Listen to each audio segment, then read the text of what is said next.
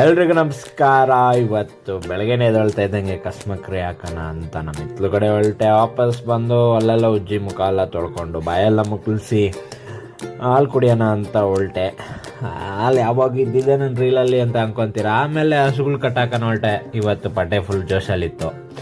So ಆಮೇಲೆ ಹಸುಗಳನ್ನೆಲ್ಲ ಕಟ್ಟಾಕ್ಬಿಟ್ಟು ಮೇವು ಕೊಯ್ಯೋಣ ಅಂತ ಹೊರಟೆ. ಇವತ್ತು ಮೇವು ಸೀಮೆ ಹುಲ್ಲು ಜೋಳಕಡ್ಡಿ ಆಮೇಲೆ ಕೊಯ್ದೆ, ಬಟ್ ಕ್ಲಿಪ್ ಇಲ್ಲ. ಆಮೇಲೆ ಕೈ ಕಾಲು ಮುಖ ತೊಳ್ಕೊಂಡೆ.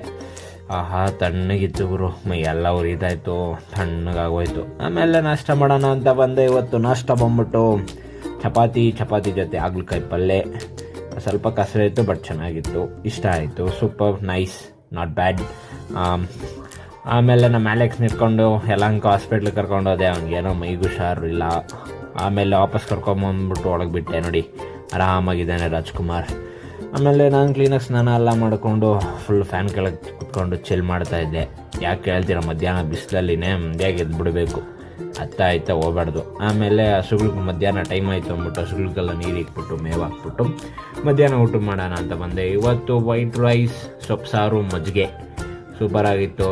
ಈ ಬೇಸಿಗೆಯಲ್ಲಿ ಮಜ್ಜಿಗೆ ಕುಡಿದ್ಬಿಟ್ರೆ ಆಮೇಲೆ ಚಿಕ್ಕಜಾಲ ಸಂತೆಗೆ ಹೊರಟೆ. ಅಲ್ಲಿ ಸಮೋಸ ಪಾರ್ಸಲ್ ಮಾಡಿಸ್ಕೊಂಡೆ. ಆ ಪಾರ್ಸಲ್ನ ತಗೊಂಬಂದು ಮನೇಲಿಟ್ಟು ಆಮೇಲೆ ತಿನ್ನೋಣ ಅಂದ್ಬಿಟ್ಟು ಬಂದೆ. ಹಸುಗಳ ಮನೆ ಹತ್ರ ನಮ್ಮಪ್ಪ ಹಸುಗಳು ಕೆಚ್ಚಲೆಲ್ಲ ತೊಳೆದು ಬೈಯಲ್ಲಿ ನೆಚ್ತಾಯಿದ್ರು. ಹಂಗೆ ಹಾಲು ಕರೆಯೋಣ ಅಂತ ಕೂತ್ಕೊಂಡ್ರಿ.